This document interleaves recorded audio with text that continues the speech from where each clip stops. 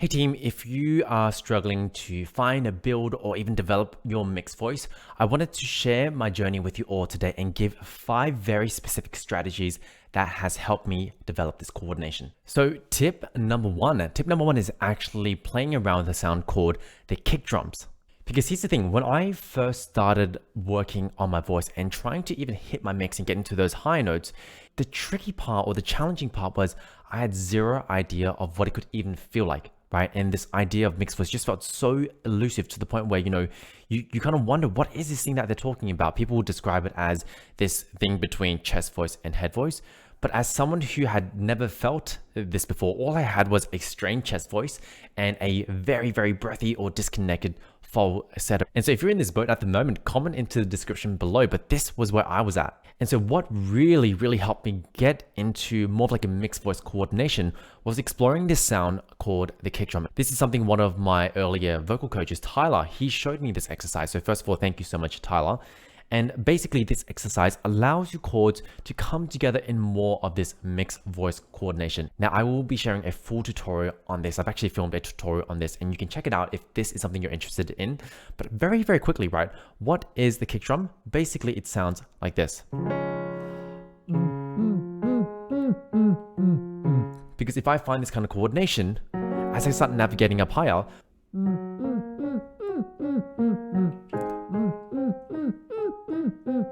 so all of a sudden I'm able to go up and down my range without there being as much of a crack. So this is a sound that really, really helped me with building and finding that coordination, which is mixed voice. By the way, team, if you are enjoying these tips so far, make sure to hit that follow or subscribe wherever you're listening from. On this show, we aim to demystify learning how to sing, and we post a tutorial every single Friday. So if you want to be part of the team, make sure to hit that subscribe or follow wherever you're listening in from. So tip number 2 when it comes to building or finding your mixed voice is using the hum to establish a nice ping in your voice. Because what ended happening is after I got an idea of what mixed voice could feel like, could feel like through the kick drums as I described in step number 1 or tip number 1, the challenging part was I still couldn't really picture what it would be like to sing with it. All I could do was this. But when I jumped into a song or applied it into some music or even a scale, it was really, really tricky to find. And so then what really became really useful was then establishing the ring or the buzz of the voice. Now, a lot of my students will experience this as basically keeping a bit of like a buzz ring somewhere, above the nose, but behind the eyes, that kind of area. Now, as you keep exploring, you will find your own sensation, but just know that a buzz or a ping in the sound can exist. Now, for example, if I just find a buzz on an NG, right, a nasal consonant, sing, all of a sudden I feel this kind of bright, kind of pingy, almost metallic quality somewhere up here. And then if I open up my mouth to it,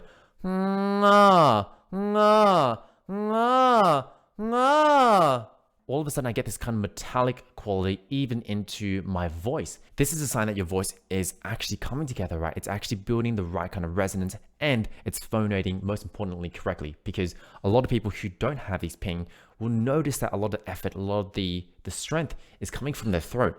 And often it doesn't feel comfortable and it's not a great place to sing from. And basically what you can do from here, once you've found this kind of buzz or this ping from you've opened up to a vowel, whether it be, even a once you find that kind of bite or ping in that quality, you want to see if you can start going up high in your range, but keeping that bite in the sound. For example, all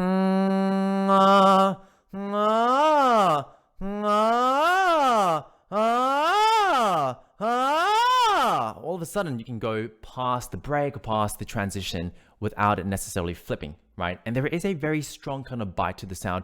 Maybe it's not even a quality that you'll necessarily sing with, but it allows you to navigate your range without having to flip. So experiment with this, play around with this idea of the ping or the metallic bite in the sound. This is something that's really, really helped me and also helped a lot of my clients that I work with. Now, tip number 3, and this is actually something I discovered more in hindsight, right? And this is more in hindsight once I had developed some of the coordinations and found some of the sounds. Tip number 3 is really about not being afraid of the quirky sounds or sounds that, don't necessarily sound aesthetically pleasing to you or even sound right to you sometimes. The reason why is these sounds that are often unnatural for us initially at first, or maybe they even might sound funny to us initially, they sometimes could be the key to actually singing in some of the coordinations that you want. As long as they don't hurt, that is just a sign that it's not a habit for you, right? It's not necessarily sounds you're familiar with.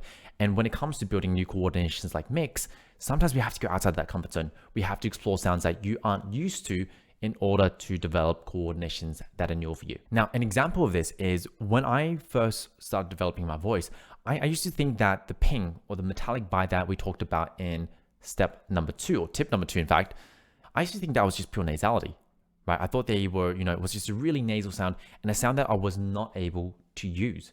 But it wasn't until working with some of my teachers, right? Working with some of my teachers that after experimenting and just constantly bouncing back and forth, realizing that that ping or that bite,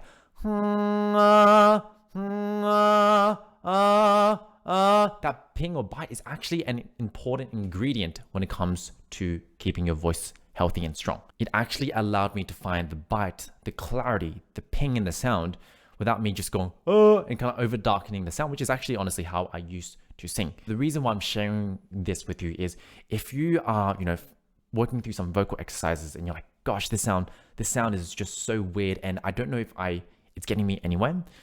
Keep exploring. Don't be afraid of exploring the quirkier sounds because sometimes they are the qualities that can help you get to where you want. Now, tip number 4 is all about watching out for your vowels, and in particular, using specific vowels to help you get into more of a mixed voice kind of resonance. Now, a few years ago when I was working with my coach Tyler, this was a concept that we really played around with, which means often when we are going up to our higher notes or even navigating our range, one thing that tends to happen is our mouth tends to open up. We tend to distort the vowel and we tend to change the sound. For example, we might go, ah, and we kind of get into more like a shouty coordination and we start to distort the sound.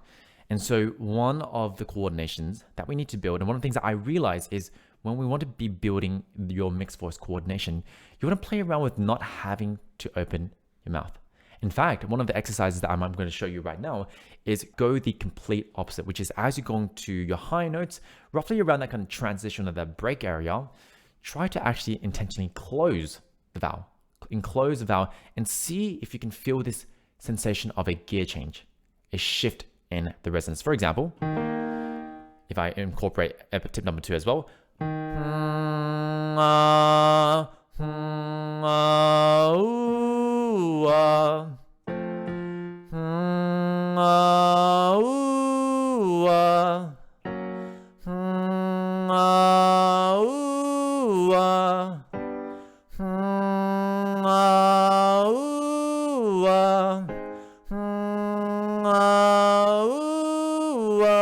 when I get to that top note, I feel a shift in the quality of the sound. And this just comes from me going to a more closed vowels, right? You might even have to rewind this episode to quickly check on it yourself, see if you notice that shift.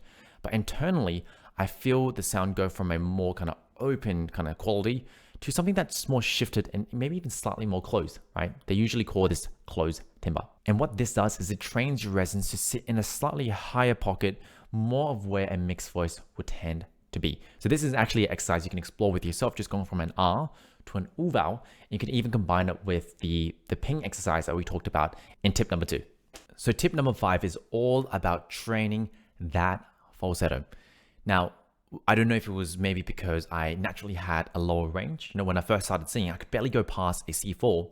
When I was singing, a lot of those high notes I often had to sing in a falsetto. And I actually did a lot of exercises that had me going in and out of falsetto. But because of this, I often had a stronger falsetto. Falsetto was actually one of my stronger points, even though I couldn't hit some of those high notes in mixed voice.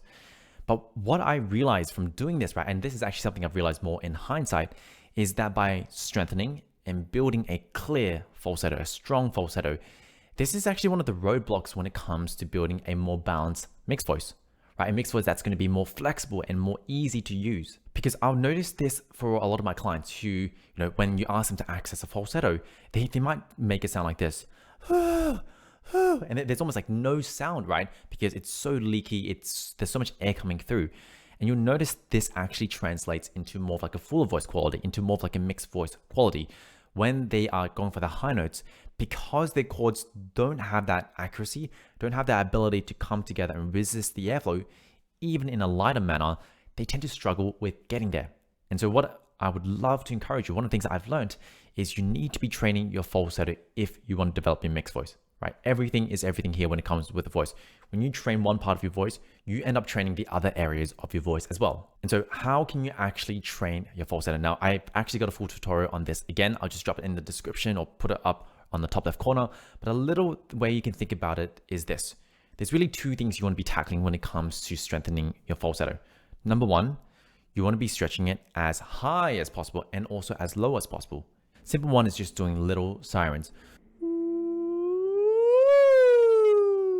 Just finding a nice kind of stretch with your sirens, going up as high as possible and as low as possible. Now, the second part of the equation though is making sure it's not breathy, right? If you find that you're going, right, you're going really, really breathy, try pulling back on the volume until you can get a slightly clearer sound. See if you can find that slightly clearer quality, and the clearer the better, right? I noticed my voice will sing better when I had that clearer kind of falsetto. And by doing this again and again, and also working on some of the exercises we've done previously, right? You know, the kick drums, playing around with the ping, all of these things will start to develop and build your mixed voice, or build your high notes, right? In a way that's not strained, but it's also not just a disconnected falsetto. So team, hopefully this has helped. This is more a direct, straight to point kind of video. If you guys enjoying this kind of straight to point videos, comment into the description below just so I know and I can create more videos that actually serve you all. And just remember, you don't have to do this alone. Building mixed voice or tackling some of your high notes or just building your voice is something that I help my students tackle all the time. This is something that I tackle all the time. And so if you are interested in getting some help and you would love me to be guiding you through this, I'll be dropping a link in the description below on how to get in contact with me. So apart from that, I hope you've enjoyed this episode. I'll see you all next Friday. And remember, you are not your limitations. Take care.